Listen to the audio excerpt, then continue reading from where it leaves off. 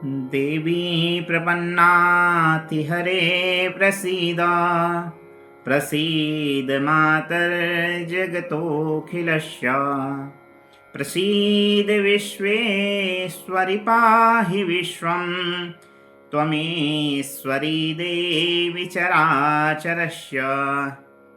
जय श्री राम मित्रों, आप सबका स्वागत है अपने इस YouTube चैनल पर।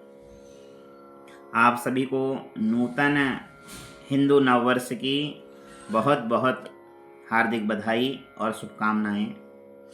आज गुरुवार 19 मार्च से हिंदू नववर्ष प्रारंभ हो रहा है। तो इस वर्ष जो नव संवत्सर है, रौद्र नामक नव संवत्सर है।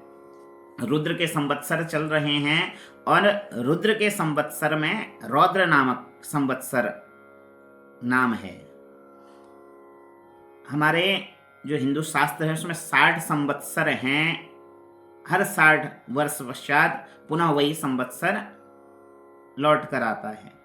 तो इसमें कहा गया कि 20 संवत्सर ब्रह्मा के, 20 विष्णु के और 20 रुद्र के संवत्सर हैं।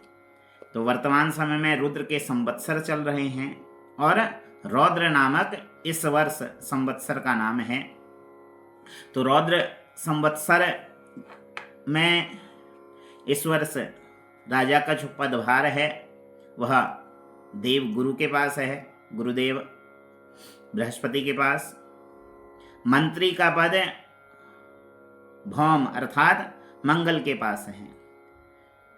तो यदि इस पर थोड़ी चर्चा की जाए तो जब रौद्र नामक संवत्सर होता है तो उसका क्या फल है, यदि इस पर चर्चा करें तो राजलोक शासन में क्षोभ, व्याकुलता तथा क्लेश, अशांति, अन्न एवं जल मध्यम फल देने वाले होते हैं। अर्थात अन्न भी मध्यम रहता है और जल भी मध्यम ही होता है। राजा का पदभार जैसा पहले बतलाया देवगुरु बृहस्पति संभाल रहे हैं। तो राजा जब गुरु होते हैं तो उसका क्या फल है, यदि इस पर चर्चा करें तो जब बृहस्पति के पास राजा का पद होता है तो वर्षा अच्छी होती है, गायों में दूध अच्छा रहता है, पृथ्वी पर ब्राह्मण आदि देवता हवन यज्ञ आदि करते रहते हैं। मंत्री जो हैं वह भौम हैं।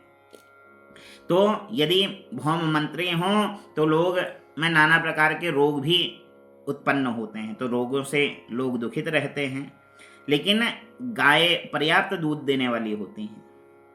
शशेष का पद भी देवगुरु बृहस्पति के पास है। तो शशेष जब देवगुरु बृहस्पति के पास हो तो वर्षा अच्छी रहती है। अन्न, रस आदि पदार्थ सामान्य मात्रा में उपलब्ध रहते हैं। धान्येश का पदभार बुध देवता ने संभाला है। तो बुध जब धान्य के स्वामी होते हैं तो वर्षा अच्छी होती है। किंतु कहीं कहीं सौराष्ट्र आदि देशों में, गुजरात आदि में वर्षा मध्यम और कम भी पाई जाती है। मेघेश अर्थात बादलों का पदभार जो है वह चंद्रमा के पास है। तो चंद्रमा के पास जब यह पदभार रहता है तो गाय पर्याप्त दूध देने वाली होती है। खेतों में फसल अच्छी होती है, वृक्षों में भी फल अधिक लगते हैं।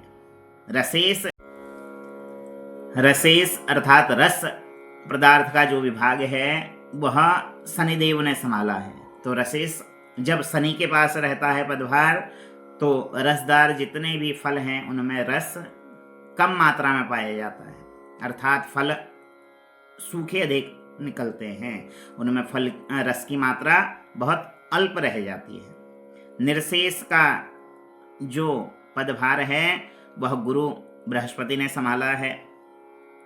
तो निर्शेष जब गुरु के पास रहता है तो उसमें पीले पदार्थों की प्रचुरता पाई जाती है। हल्दी अच्छी मात्रा में पाई जाती है। पीले वस्त्र, पीले रंग की वस्तुएं सब प्रचुर मात्रा में पाई जाती हैं।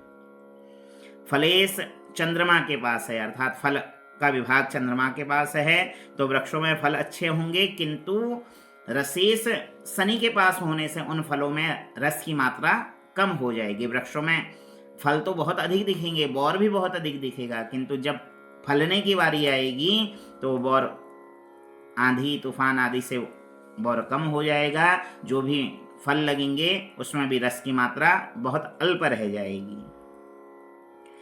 दुर्गेश का पदभार चंद्रमा ने संभाला है, तो दुर्गेश जब चंद्रमा के पास हो अर्थात दुर्ग का भाव चंद्रमा के पास हो तो राज्य सुराज्य बन जाता है, प्रजा आनंद से रहती है।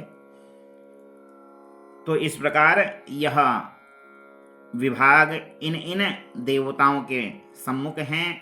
तो अधिक विभाग जो हैं शुभ ग्रहों के पास हैं, तो शुभ फल इस वर्ष प्राप्त रहेगा। वैसे वर्ष सामान्य बना हुआ है, ना तो बहुत अधिक अच्छा इसको कहा जा सकता है, ना बहुत अधिक इसको बुरा कहा जा सकता है। तो मध्यम फलकारक यह नव संवत्सर रहने वाला है।